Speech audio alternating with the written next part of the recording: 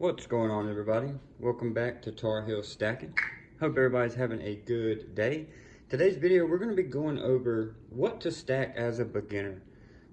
This is a very, important topic that I had a bunch of questions and I wish that I had known when I first started stacking, because when you first discover and you first decide you want to start, buying, investing, or even stacking silver, it can be very overwhelming with all the different varieties of silver out there, with all the different, bars and sovereigns and junk silver, 90%, 40%. You hear all those terms getting thrown around, and it can really, confuse somebody that's new to it. So in today's video, I kind of just want to give a simple breakdown of where to start, to get your feet wet. And then once you get your feet wet and start doing a little bit more research, you can kind of figure out what you like and then what you want to keep stacking from there, right? So to start out with is one of the most basic 1 ounce silver rounds that you can get, and it's the cheapest with the less premium. And what a premium is anything that you pay over spot price is going to be a premium, right?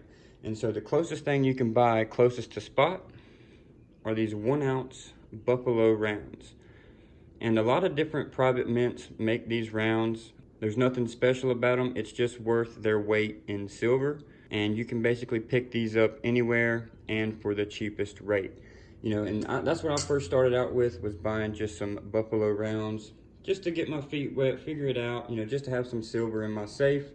And then after that, you can kind of branch out from there. But like I said, these are the cheapest things, or, cheapest silver that you can buy that's going to be closest to spot. So the best bang for your buck, really. And so if you got a little bit more money to play with when you first starting out, I highly recommend either, some bars.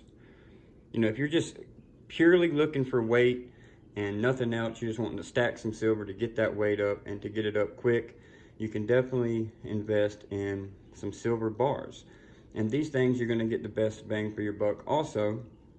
With the lowest premiums, the more you buy, the kind of cheaper it is. But you can get these pretty close to spot as well, and it's a good way to just stack weight without spending the most money. And you can also see and these are 5 ounce bars. This is a Scottsdale mint bar. This is one of my first bars that I purchased. Highly recommend, if you're gonna buy bars, 5 to 10 ounce, and then you can work your way up from there. And it's only going to depend on what kind of silver investor are you, right? Are you a stacker? Are you a prepper? That kind of thing. And so once you kind of figure out your basics, you can kind of pick where you want to go from there. If you want to move into gold, I recommend, if you want to start slowly, a lot of people don't recommend these 1/10 ounce gold coins. But gold's gotten to a place to where it's almost out of reach for people. It's, well over $2,000 now, and it's, very hard for some people that are just getting into it, if they don't have, access to a lot of capital. It's very hard for people to pick up just a full ounce of gold. So, these 1/10 ounce gold coins are a very, very good option in my opinion, just to get that gold exposure. And then another good way, if you're into bartering, or, just a good way to stack some good old constitutional silver, there's a stuff called 90%. So this here is anything pre-1964, just US currency. So this is a 1964 silver quarter. So any quarters, dimes, half dollars that are 1964 and older are going to be 90% silver. So all the currency that was 1964 or older is 90%. And this is just good to have in your stack for any reason, right? It's good that you can get the weight in silver, and it's also good just in case if we do ever get to a barter situation. These are very familiar to people, right? It's got United States on it, it's got a denomination, and people know 1964 and older, there's silver in here, right? These are 90% silver.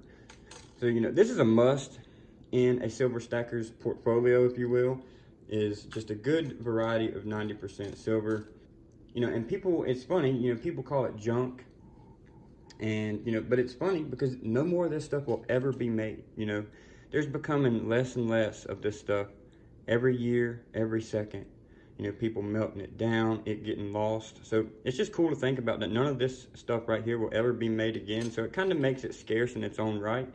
You know, 30, 40, 50 years down the road, it's going to be interesting what this stuff can do. So, you know, definitely a good pickup in my opinion if you are, you know, looking to stack silver.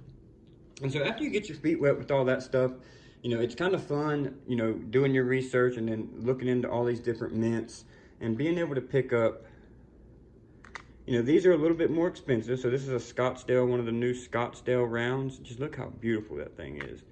Scottsdale makes some premium stuff. But these rounds right here, this is also 1 ounce of silver.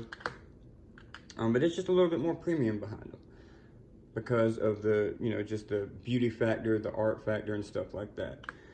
And then also another one of my favorites is the Engelhard. So Engelhard bars or Engelhard rounds. These come with a pretty hefty premium because they're considered vintage. So, you know, they're a good collector's item because Engelhard stopped minting in the 1980s. So, you know, there's no more of those going to be made, so they're pretty scarce themselves. But I hope that kind of answers any questions that you guys may have. You know, you kind of want to start small when you first start out. You know, deciding to put, you know, your money into silver, gold, or any type of metal is a big decision, right? Because it's something that's not going to sit there and bring you, you know, gains after gains after gains, right? You're solely doing this to store your value.